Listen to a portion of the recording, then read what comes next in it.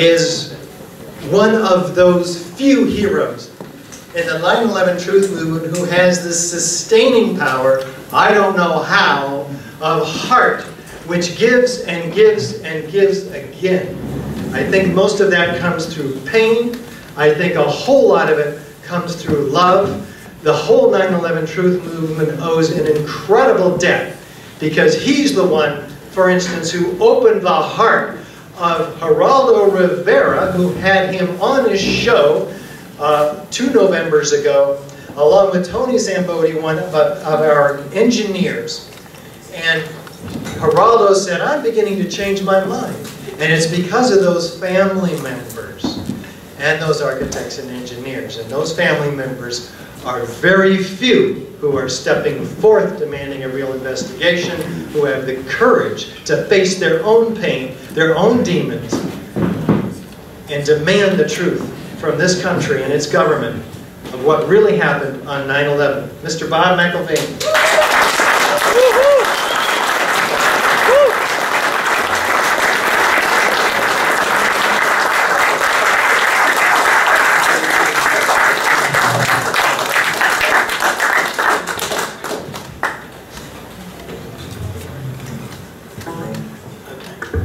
I can't see anyone. I wasn't, I was coming up here and I wasn't sure I was going to speak or not, so I spent, when Les called me to, asked me to come up. It's like when someone tries to explain 9/11, and I have yet to have anybody do that. Apart from neighbors and friends and so forth, they just block their mind. In fact, I think I've become a hypnotist because I'll start talking about it and I won't ever bring it up on my own, but then people get glassy-eyed, like they just don't want to hear anything about it. And it's sad. That's why it's great to be around 9/11 people, because these are the people that, it's like taking a drug. It gives me an up. I get back to, I'm from Orland, Pennsylvania. I go back there and I just feel like I'm going back to Neverland, because everyone wants to lead their lives. It's a nice little suburban community outside Philadelphia.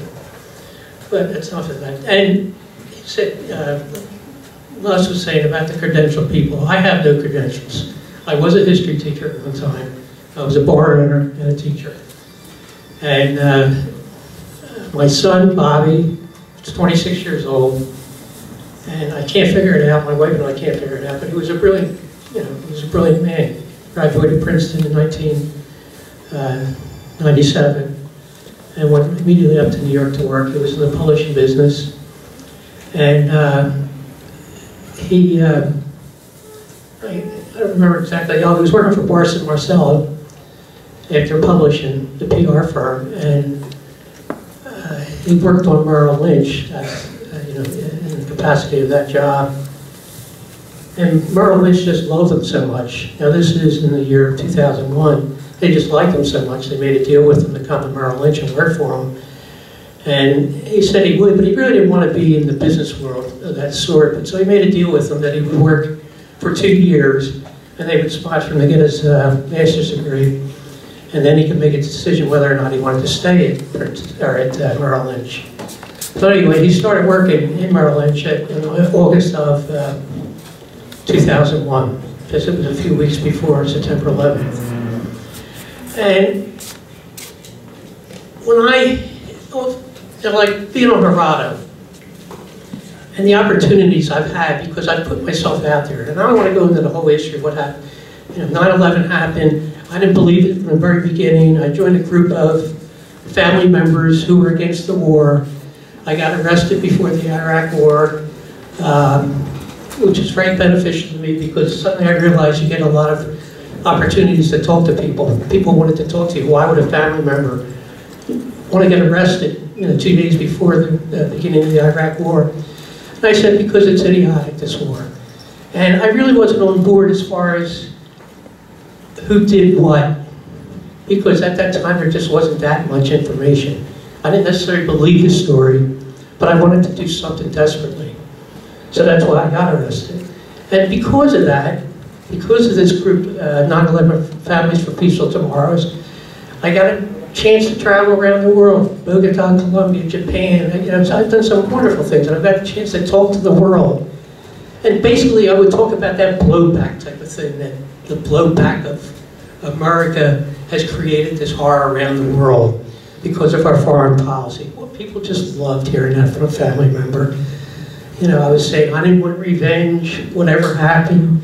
It was only 19 people, you know, and I was invited to universities, invited to high schools. Everybody loved that message.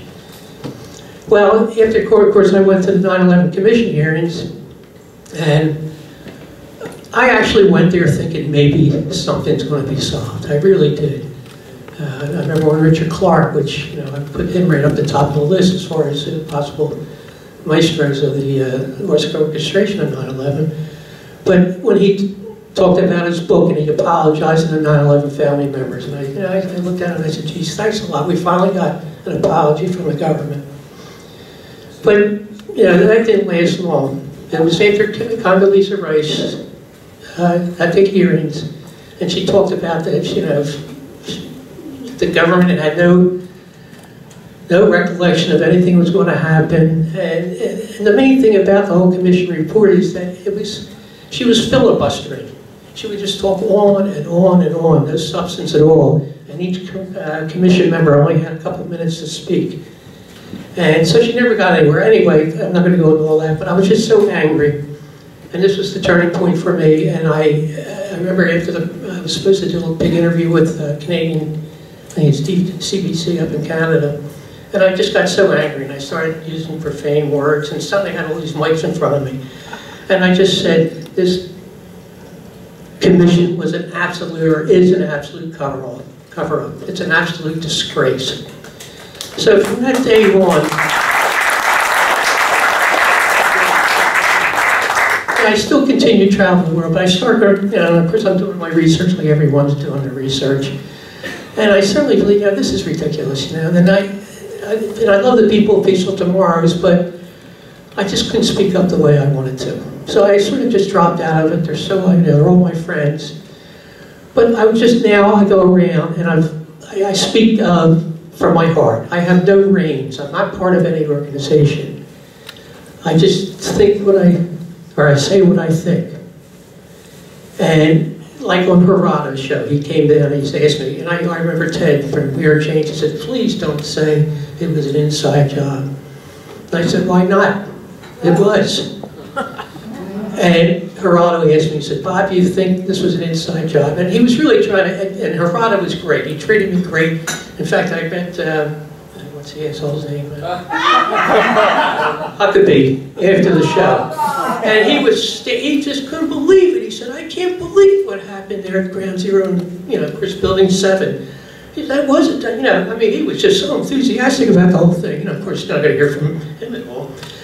So, you know, it was like, here I'm on national TV with Tony, and, you know, I wanted to say that, but, you know, we just didn't have the time. I said, you know, and I talked to Gerardo after, I said, please invite me back to the show. Let's talk about why I think it's an inside job.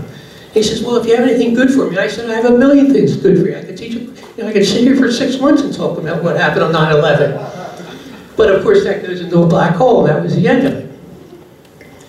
So it's just been so tough. The press has sort of canceled me out. You know, the people that used to call me every year for 9/11, they won't call anymore because, you know, well, the Philadelphia Inquirer, this woman called me. You know, she's been great, and she asked me about Osama bin Laden. And I said, what do you mean? What do you want to know? She said, well, what do you think? I said, well, he died in December 2001.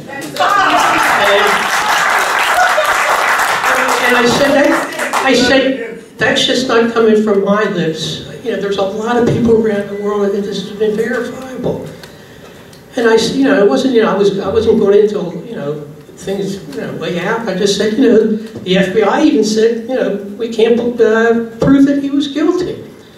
Well, this woman is the only honest person I've ever run into you know, as far as, you know, since I've been doing this, and as far as the news is concerned.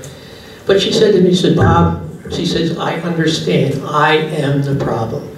The news, we are the problem. My editor will not allow me to put anything like that into the paper. And this is the Philadelphia Inquirer. And, you know, I can name some others. So since then, you know, no one will, and this is what happened in colleges, and when people call me now, I said, this is exactly what I'm going to talk about. I'm going to tell you why I think the United States was involved in the murder. Not what I think, what I know. The United States was involved in the murder of my son.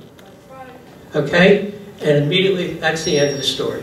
You know, so my days of going to colleges, my days of going to high schools, it's done with. But let's just, one quick story, and I just want to talk about what happened to Bobby to piggyback on what Richard was saying. But Richard, he keeps this thing alive, he really does. And just to give you an example, I don't know how long it was, 4 or 5 months ago, but I don't know who from Richard Gay's office emailed me, but she said, Travel Channel International wants to do an interview with you. I said, what the hell's Travel Channel want to interview me for? But it's the International Travel Channel. So anyway, I emailed him back and forth. And here they, you know, he sent me a few stories. It was the director, and I forget his name. But they've done some very controversial stories. It's just obviously not about travel. And he said, would you meet me down Ground Zero? And he brought his film crew. So we did. We spent a lot of time right down there at, between Building 7 and Tower 1.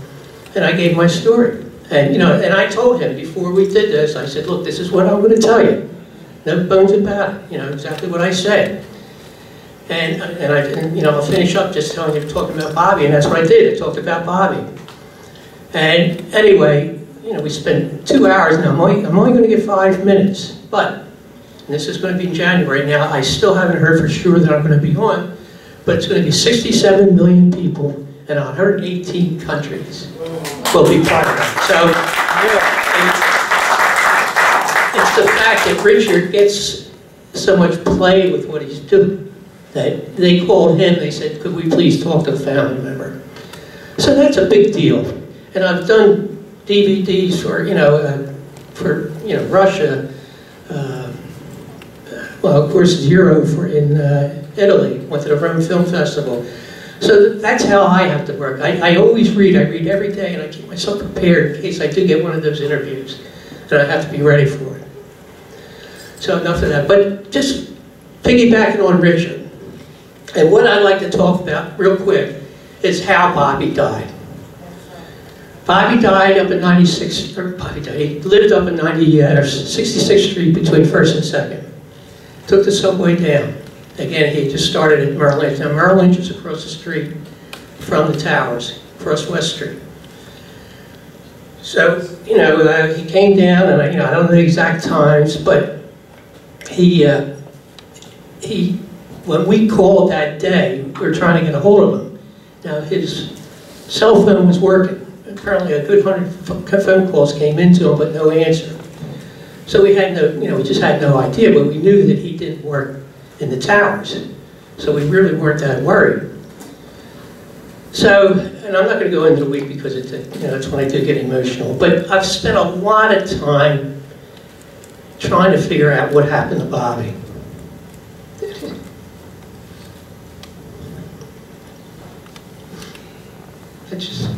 I get through this. That day's tough. It's okay. So anyway, I finally met the doctor. He was one of the first 10 bodies found. Now, at first we thought, I'm sorry, real quick, they had a seminar up on the 106th floor that day. We found out from Merrill Lynch, so we're assuming he went to the 106th floor. But then he's one of the first 10 bodies found.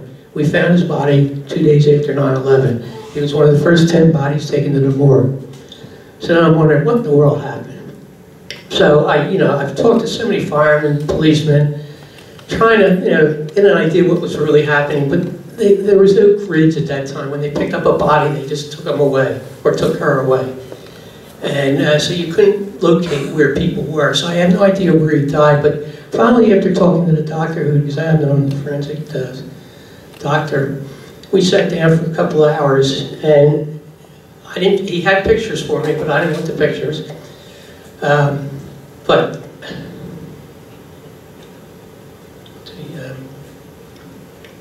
he sat down and he had a diagram. And I won't go through. Of course, I talked about it in Richard's thing. And my family was very upset over me for doing that because, well, they won't listen to it, so it won't matter anyway. But the That's one thing family members don't seem to want to talk about, how their family members died. And it is very important to me. And I think it really relates to what Richard's saying. I surmise Bobby had no burns on him. Okay, he had what the doctor said, he had post-mortem burns. Now I saw pictures of his ankle. Post-mortem burns being that it was like he just got back from a trip to Miami. He was not charred, okay? He had severe lacerations. Like I was saying, I'm not going to talk about my son, but severe lacerations of the chest. One arm was blown off, and half his head was blown off. And I started wondering, what in the world happened? Well, of course, with Annie and Richard and so many firemen I talked to, so many policemen, and reading the accounts, and especially what the 9/11 Commission report said. They devoted one little line.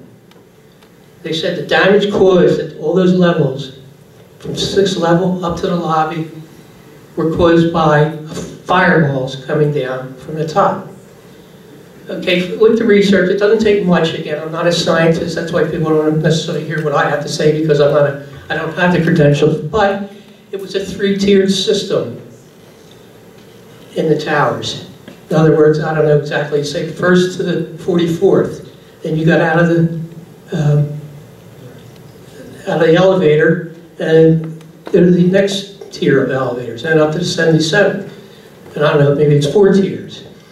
But the 9/11 Commission's thing, and this also, said that fireballs, after the explosion, came down, and this is where I think Bobby died, and they say the fireballs blew out these windows in the North Tower.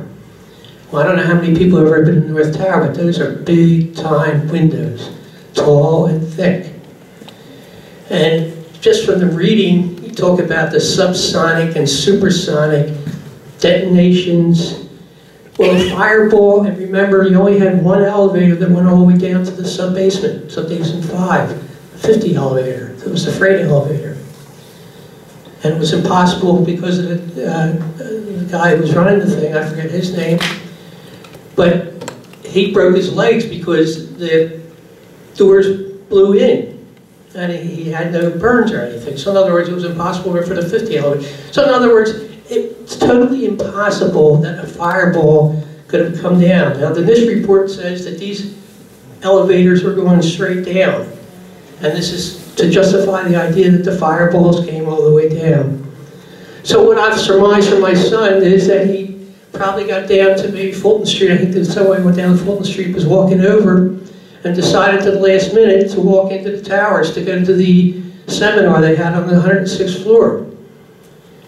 Now, Bobby was a good athlete. I think if he'd seen the planes coming, he would have run, or heard the planes coming.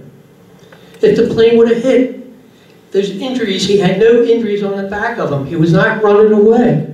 So I think he died instantly. Now, why weren't there burns on him if it was fireballs?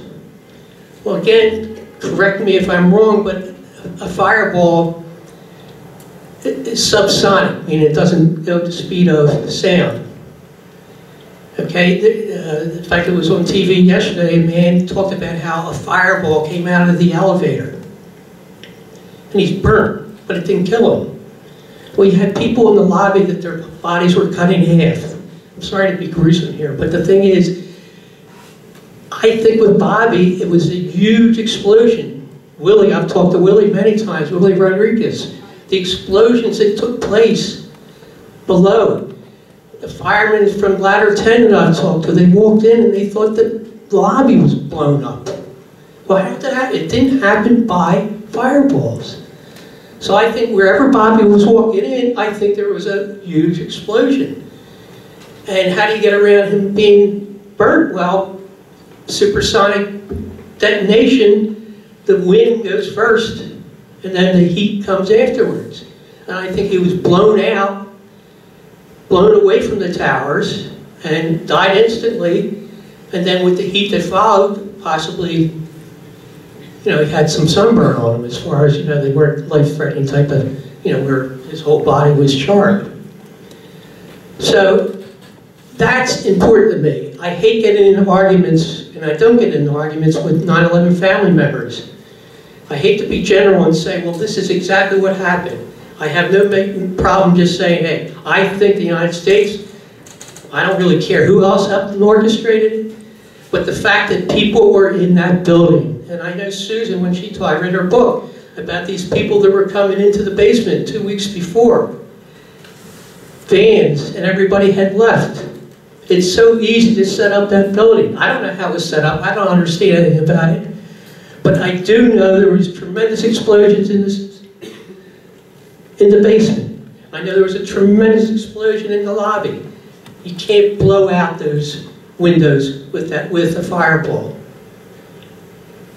And then the North Tower, the way it came down, the South Tower, the way it came down, they were disintegrated. That doesn't happen by, towers collapsing. So I really try to keep it to Bobby, just because I really don't want to offend 9/11 family members.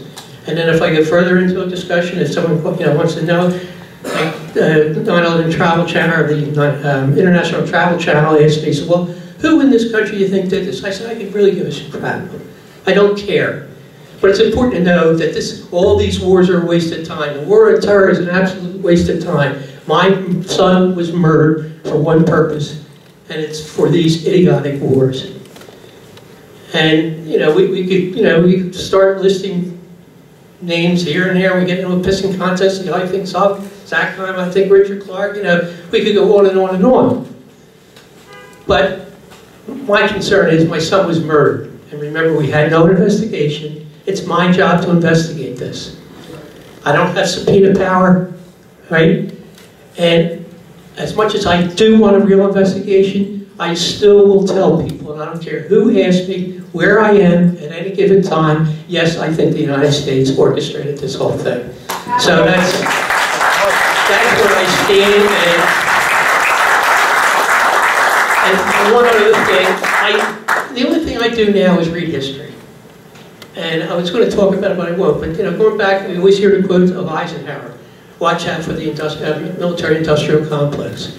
And I'm reading about the U-2 incident. Read about the U-2 incident. We always talk about who is it in the government's doing these things. Well, read about the U-2 incident. These maniacs wanted war. Kennedy almost took them to war. But that's when they killed Eisenhower. He wanted a summit with Khrushchev. I remember the U-2 got everybody, I was back then when people were, jumping under desks because of our drills. Well, these people want war, whoever they are, but, Alan Dulles certainly was right there. And other names. The Pentagon had to be involved as far as the U-2 shooting, being shot down over Russia. Any kind of détente they would have with Khrushchev was ended. Then, of course, Kennedy, we won't get into Kennedy, but look what happened to Kennedy. So it helps me to read history. Because, sometimes I get lax, and I start saying, why am I doing this? But look at the millions and millions and millions of people have died. And these people don't seem to care. It's been this way forever. And I don't know what it is, but I just think that these people, whoever they are, Alan Dulles, I'll give this because of the U-2 incident, Henry Kissinger because of Chile down in '73, and John Foster Dulles, who said, hey, we're not, we're only concerned about the natural resources of the world. We're not concerned about, the Cold War. So that's what I do. And I always try to prepare myself to get the opportunity to speak here, or the fact that a travel channel might come by and 67 million people might hear me around 118 countries around the world. I don't know what it's going to do, but that's what I do. So I want to thank you for having me.